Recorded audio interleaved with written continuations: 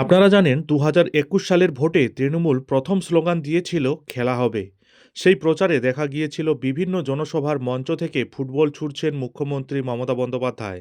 আর সেই ভোট জিতে তৃণমূল সরকারে আসার পর গত ৫ বছরে মফস্বল গ্রামে খেলা হবে নামে অনেক টুর্নামেন্টও হয়েছে। সেই সব টুর্নামেন্টই মূলত জড়িয়েছিল ক্রিকেট এবং ফুটবল। কিন্তু এবার ভোটের ময়দানে সেই খেলায় জুড়ে যাচ্ছে লুডোও। আসন্ন বিধানসভা নির্বাচনের আগে তৃণমূল সরকার নতুন প্রচারের আঙ্গিক প্রকাশ্যে আনতে চলেছে লুডো।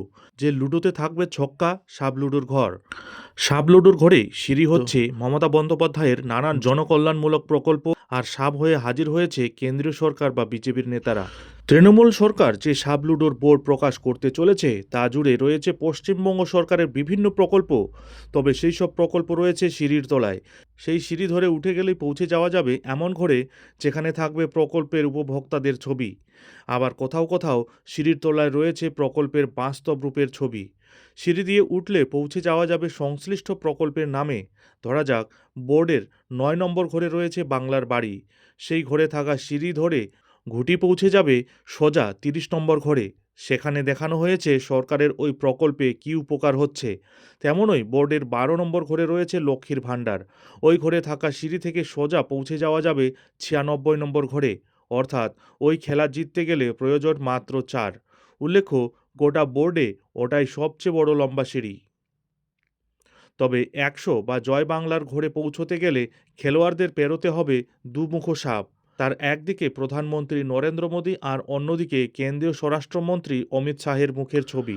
বোঝানো হয়েছে ওই দুই ঘরে ঘুঁটি গেলে সাপের মুখে পড়তে হবে খেলোয়াড়কে, নেমে আসতে হবে নিচে। বোর্ড জুড়ে যে সব ঘরে সাপের মুখ রয়েছে সেখানে কোনো কোনো বিজেপি নেতার ছবিও রয়েছে। হয় সেটা শুভেন্দু অধিকারী, নয় সুকান্ত মজুমদার, দিলীপ ঘোষ বা শ্রমিক ভট্টাচার্য। সেই সব ছবির পাশে লেখা কেন্দ্রীয় বঞ্চনার অভিযোগের কথা। উল্লেখ্য, সাব লুডো খেলায় নিয়ম ছক্কা ফেলতে হয় বোর্ডে। সেখানে যে সংখ্যা থাকবে তা ধরে এগোয় ঘুঁটি।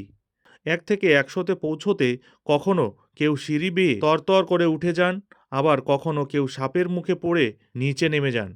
এভাবে যিনি আগে ১০০-তে পৌঁছতে পারবেন তিনিই জিতবেন। সূত্রের খবর, এই লুডো গ্রামে-গঞ্জে বিলি করবে তৃণমূল। কেন? কারণ এখনও গ্রাম মফস্বলের বিভিন্ন জায়গায় মূলত মহিলারা রান্নাবান্না, সংসারের কাজ করে দুপুর থেকে বিকেল পর্যন্ত একসঙ্গে গল্পগুজব করেন। গ্রাম মফস্বলে সেই গল্পগুজবের আসরে লুডো একটা উপাদান।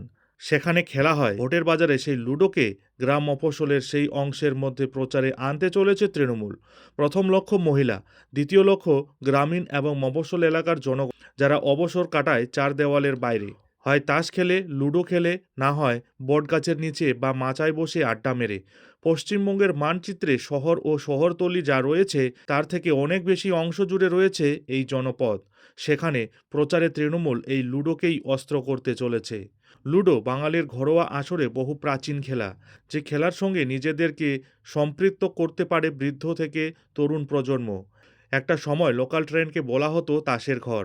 সেখানে ব্রিজ, ২৯ কলবেরে ইত্যাদি তাসের খেলার যে রমরমা ছিল তা একটা সময় সন্ত্রাসের জায়গায় পৌঁছে গিয়েছিল। ঘটনাচক্রে মমতা যখন ইউপিএ 2 জামানায় রেলমন্ত্রী ছিলেন তখন সেই লোকাল ট্রেনে এই তাসের দেশ ভাঙতে শুরু করে।